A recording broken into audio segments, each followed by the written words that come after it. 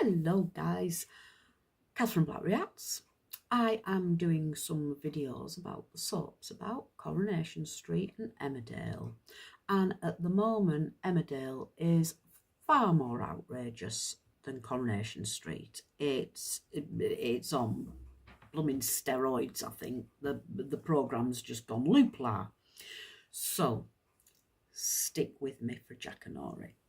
So in a previous relationship, are we having a relationship? I didn't know.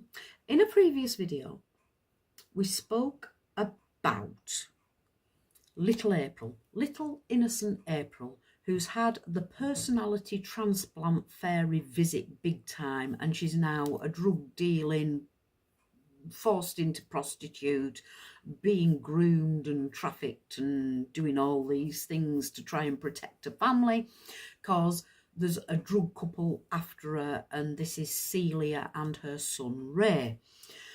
As a sideline to running a huge drug operation, and they've got April and her boyfriend dealing for them.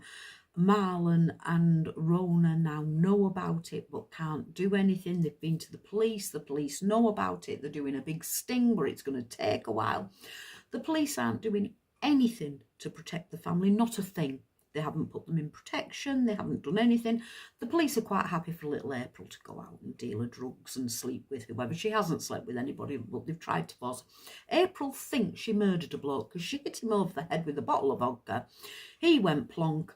Ray told April he died, and that was more leverage to keep her doing whatever he needed her to do. He's now bribed Marlon. Marlon's given him 20 grand of their savings to pay him off. He said, "You think that's going to be enough?" "No, it's not. I want 2 grand a week." So Marlon's now giving him 2 grand a week to try and keep April out of dealing, but April is still dealing. As a complete side story, but still entangled, Ceilia and Ray aren't happy just running a great big drugs operation. They're also people trafficking. So they're bringing in asylum seekers and homeless people and keeping them locked in, and disabled people. There's a Down syndrome man as well.